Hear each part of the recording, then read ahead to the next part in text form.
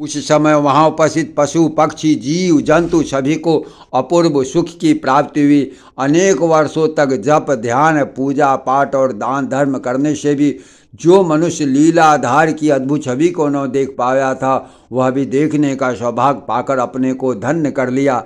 जय जय श्री सीताराम।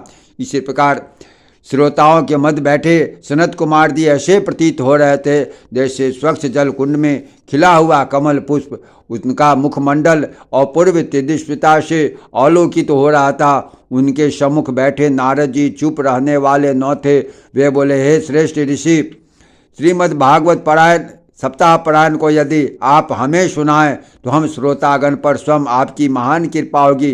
तब सनत कुमार जी कुछ उच्च स्वर में बोले, जिससे कि दूर बैठे श्रोता भी सुन सके, हे देवर्षि, आपकी जिज्ञासा को हम अवश्य पूर्ण करेंगे, क्योंकि भागवत कथा सुनने में जितना आनंद आपको प्राप्त होगा उससे कहीं जाना आनंद की प्राप्ति मुझे स्वयं होगी। अब आप सभी ध्यान लगाकर पूर्ण निष्ठा के साथ सुनिए। सप्ताह पारायण की कथा को भादो आश्विन कार्तिक अगहन आषाढ़ श्रावण मास में सुनना अति उत्तम एवं फलदायी होता है।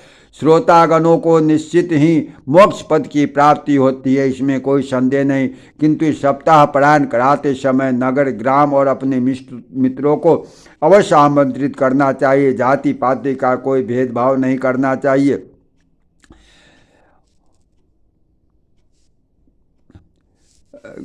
जाति पाति के भेद को रखने वाले व्यक्ति के हृदय में कभी प्रभु वास नहीं करते। जहाँ तक हो सके सप्ताह यज्ञ घर में कराना चाहिए।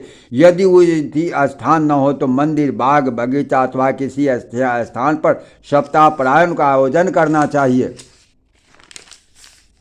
जहाँ पूर्ण रूप से स्वच्छता हो। यदि घर में कर रहे हैं तो उस स्थान को लीप पोत कर अथवा देह को गेरू चावल और अन्न आदि से चौक बनावे। केले के तने से मंडप बनाकर कथावाचक कुछ स्थान प्राप्त करें।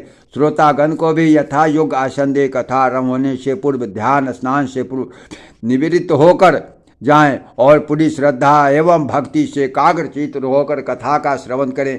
कथा आरंभ करने से पूर्ण विघ्न विनाशक विघ्नेश्वर श्री गणेश जी का पूजन करें, जिससे कि सप्ताह यज्ञ में किसी प्रकार की बाधा अथवा रुकावट न हो।